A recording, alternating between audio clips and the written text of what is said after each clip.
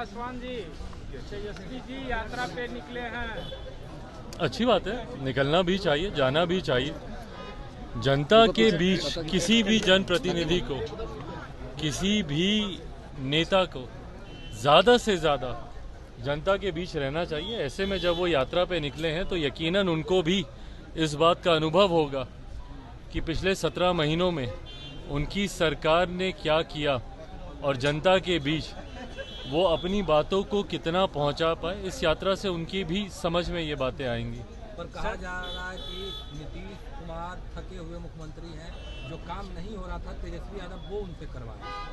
भाई अब कौन थके हुए थे, कौन नहीं थे, कौन किससे काम करवा पाया, नहीं करवा पाया, ज़्यादा समय नहीं है। चुनाव अब लगभग सर पर ही है। इन तमाम बातों का आकलन इन चुनाव में हो जाएगा। जनता से बड़ा तो और कोई नहीं है इन बातों का फैसला लेने के लिए। तो जब हम लोग चुनाव की दहलीज पर हैं तो कौन थके हुए हैं, किसने कार्य किया, किसने कार्य नहीं किया, 17 साल में क्या हुआ, 17 महीने में क्या हुआ, 35 सालों में क्या हुआ, क्या नहीं हुआ, इन तमाम बातों का आकलन जनता के द्वारा इसकी समीक्षा की जाएगी और परिणाम भी जल्द सामने आ ही जाएंगे। दोनों एनडीए तरफ से बार बार आपको लेकर के बयान आता है कि आप एनडीए में नहीं हैं। सर, बीजेपी भी इस बयान को सुन रही है और कुछ बोल नहीं रही है। भाई कोई फ़र्क नहीं पड़ता इस बात से, कौन एनडीए में है कौन नहीं है, इसका सर्टिफिकेट तो किसी से नहीं चाहिए ना। और अगर सर्टिफिकेट की ही बात है तो फिर वो उस दिन की तस्वीर निकाल के याद कर लें।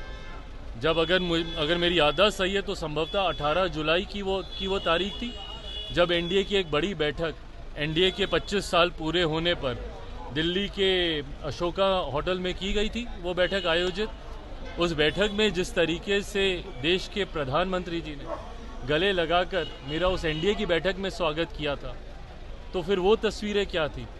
तो आपने सुना किस तरीके से चिराग पासवान तेजस्वी प्रसाद यादव की प्रशंसा कर रहे हैं। जी हां, आप इसे प्रशंसा भी समझ सकते हैं या फिर आप ये व्यंग भी समझ सकते हैं कि जब वो जनता के बीच जाएंगे तभी उनको यह समझ में आएगा कि जब तेजस्वी प्रसाद यादव बिहार के डिप्टी सीएम थे तो उन्होंने जनता के लिए जो कार्य किए हैं उसका जनता के बीच में कितना असर है और लोग उनके किए हुए कार्यों की कितनी सराहना कर रहे हैं या नहीं कर रहे हैं। बहरहाल, इन सबसे इतर अगर हम बात करें चिराग पासवान की राजनीति की, तो हाल के दिनों में जब नीतीश कुमार ने दोबारा एनडीए का दामन थामा तब ऐसी चर्चाएं तेज हो गई कि अब चिराग पासवान क्या करेंगे, क्योंकि अक्सर चिराग पासवान बिहार के मुख्यमंत्री नीतीश कुमार के खिलाफ आवाज बुलंद करते हुए नजर आते हैं और बिहार फर्स्ट और बिहारी फर्स्ट की बात करते हुए और बिहारी अस्मिता की बात करते हुए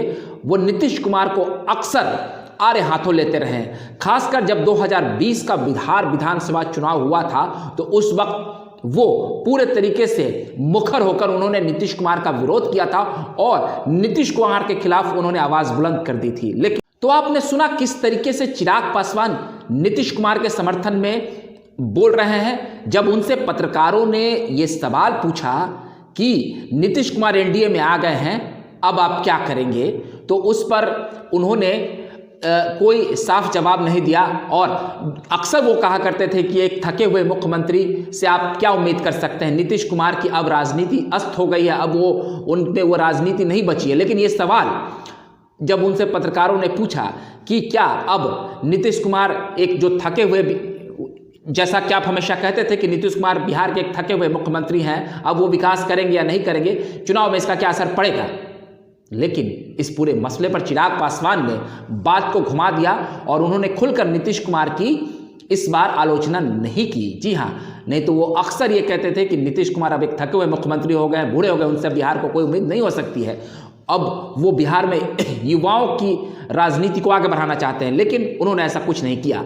लेकिन अब आप एक बात समझ लीजिए कि जिस तरीके से चिराग पासवान प्रधानमंत्री नरेंद्र मोदी के हनुमान के तौर पर काम कर रहे थे और 2020 में जो चर्चाएं आम है कि भाजपा के इशारे पर जदयू की सीटों को कम करने के लिए चिराग पासवान मैदान में उतरे थे और तब से लेकर अभी तक वो लगातार नीतीश कुमार पर हमलावर रहते थे और नीतीश कुमार के खिलाफ अक्सर आग उगलते थे और उनके कार्यशैली पर कई सवाल खड़े करते थे। लेकिन अब ऐसा नहीं दिख रहा है, हो भी क्यों नहीं, क्योंकि अब चिराग पासवान भी एनडीए में है और नीतीश कुमार भी एनडीए में है। लेकिन क्या नीतीश कुमार सारी बातों को भूल जाएंगे? जब नीतीश कुमार एनडीए में आए हैं तो उपेंद्र कुशवाहा और जीतन राम मांझी और चिराग पासवान को लोकसभा में कितनी सीटें मिलेगी, इस पर बहुत बड़ा प्रश्न उठने लगा और उसके बाद से कयास लगने लगे कि इन दलों का क्या होगा, हम पार्टी का क्या होगा और उपेंद्र कुशवाहा की पार्टी का क्या होगा और चिराग पासवान की लोजपा के गुट का क्या होगा।